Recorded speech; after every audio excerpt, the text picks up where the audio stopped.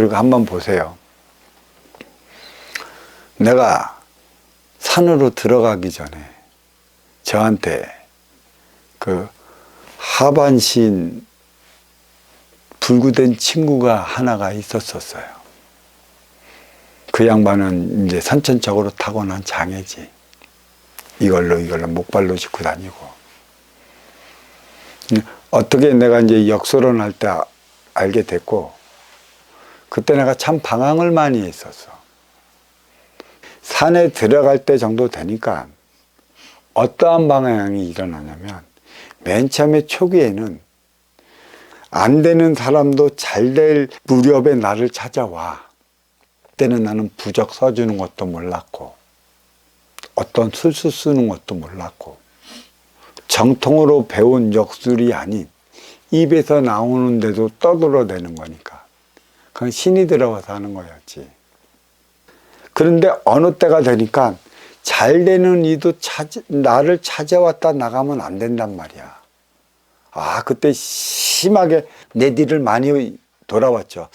왜 잘 되는 이들이 왜 나만 보면 안 될까? 때가 되니까, 진짜 공부를 해야 될 때가 되니까 모든 생활을 옥죄어오기 시작을 했어요. 심각할 정도로. 그때 그것 때문에 좀 술을 많이, 1년은 365일 일하면 366일 동안에 술을 먹었다 해도 과언이 아니었고, 그때 또 최고로 많이 먹었던 그 지인이 하반신 불구예요. 걔가 바라보는 세상의 눈이 예리하지만 너무 치우쳤어.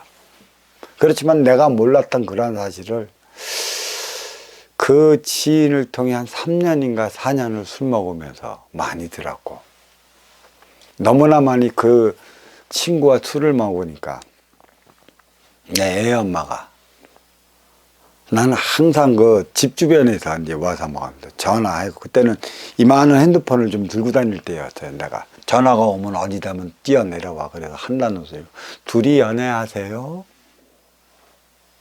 여간빵 잡아드릴까요? 하면서 같이 술 한잔 먹고. 그냥 그 정도로 이렇게 붙어 있었어.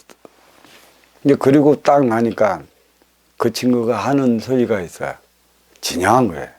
왜요? 그랬더니, 나 미아리 한 번만 데려가줘요. 그래. 그도 남자야. 응? 그래서 데려갔어요. 그리고 내가 그래서 우리 지인이랑 한번 관계해 줄 뻔하니까 서로 손들어. 그런 이들은 어디 가서 해야 할까? 하고 싶은데 누구를 통해 해야 하느냐는 것이죠. 진짜 왕따 아닌 왕따다고 덕후들이 방 속에만 붙어 있다가 하지 못하면 남자들이란 성욕이라는 게 있어요. 이것을 풀어 헤쳐줘야만 하는 것이고, 상급으로 태어난 이들도 있고 중급으로 태어난 여성을 얘기를 하는 거예요. 있고 하급으로 태어난 있는데, 나는 그때 그 여성이 너무 고맙더라고요. 바로 이거다. 너무 고마웠어. 그런데 우리 사회는 이런 이들을 도외시하고 진짜 자기가 하고 싶은 이들을 찾아 나가면서 그 연애하는 이들이 있단 말이야. 문제는 그들에게 있는 것이지. 사회적으로 이런 이들을 위한 장소를 마련해 놓지 않으면, 덕후들을 위한 장소를 마련해 놓지 않으면 어떻게 되겠어요? 사회적으로 우물로 안으로 주택가로 다 파고들었단 말이야. 그때 내가 서울에 있기 때문에 미알이라는 곳이 있었고, 또 청량리에는 588이라는 곳이 있었어. 아주 유명한 곳이에요. 지금은 어떤 여경이 성북경찰 어떤 여순사가 용감하게 나타났고 588도 없애버리고 미아리도 없애버렸다고 하는데, 그런 이들 어떡할까? 응?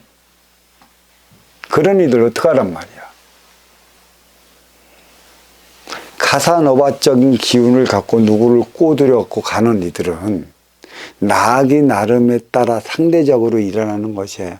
네가 행동거지 잘못하면 요런 이들에게 딱 걸려갖고 패가 망신하게 주어지게 만들어 놓는 이들이 카사노바고, 이런 일이 없으면 사회적으로 불법을 자행하고 이러한 일이 일어난다는 건 모릅니다.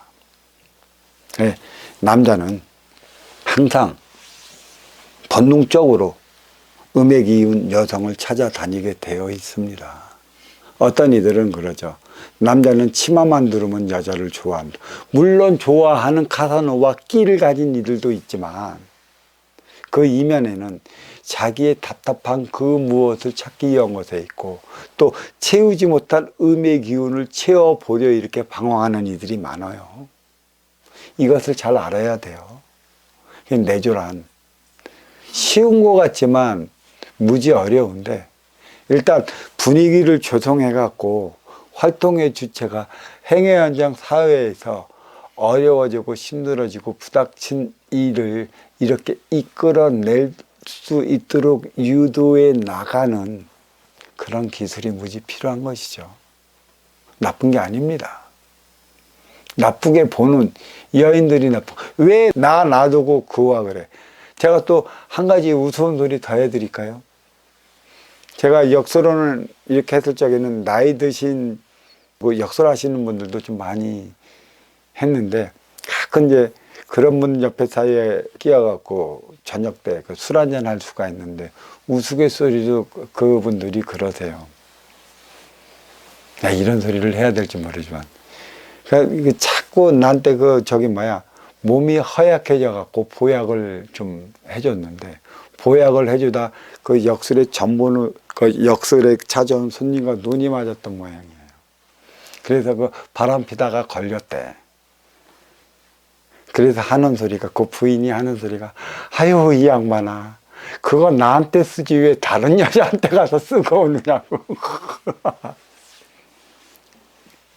그러니까 보약을 먹이는 것도 나를 위해 먹이지 너를 위해 먹이지 않는다는 거예요. 진정으로 활동의 주체를 위해 먹이면 그런 소리 안 나옵니다. 나 그 소리 듣고 그때 빵 쳐졌는데, 그 공부하면서 딱 느낀 게, 그래, 다 나를 위하고자 너를 위하는 척 하는 것이지 진정 너를 위해 하는 이가 얼마나 될까. 그래서 찾아주는 게 선순환이에요. 먼저 주고 후에 받는 이 선순환 행위를 일으키는 게 상생이다. 과연 선순환 행위를 일으킬 수 있는 법도는 없을까? 근데 인간의 법도만으로는 안 된다는 걸 느꼈고, 그때는 어떤 생각을 했냐면, 신이 도와주면 가능하다. 신이 도와주면 먼저 주고 후에 받는 행위. 근데 과연 신이 이 뜻을 받아들여 도와줄 수 있을까라는 생각까지는 했었어요. 그렇지만 때가 되고 공부하니까, 너는 천자로서 때가 되면 천상천하 대신들이 너와 함께 할 것이라. 법을 마련해 인간 세상에 펼쳐놓으면 그대로 행하기만 하면 천상천하 대신이 그들을 도울 것이라. 걱정하지 말라라는 말이 나와 있어요. 신이 도와야만 이 법이 적용이 되는 것이지, 보이지 않는 기운의 차원에서 도와주지 않는 법은 법이 아니고 내 논리라는 사실인 것이죠. 그래서 천지대법을 선포하는 것이고, 그래서 천지공사를 시작을 하는 것이죠. 신이 돕기 때문에 인생살이 인생시대는, 하늘은 스스로 돕는 자를 돕는 시대가 바로 인생살이 인생시대, 후천시대를 가리키는 것입니다. 이게 신은 음의 기운이에요. 음의 기운이 작용할 때 양의 기운이 힘입는 것이죠. 이 뜻을 깊게 좀 아로새겼으면 하는 바입니다. 감사합니다.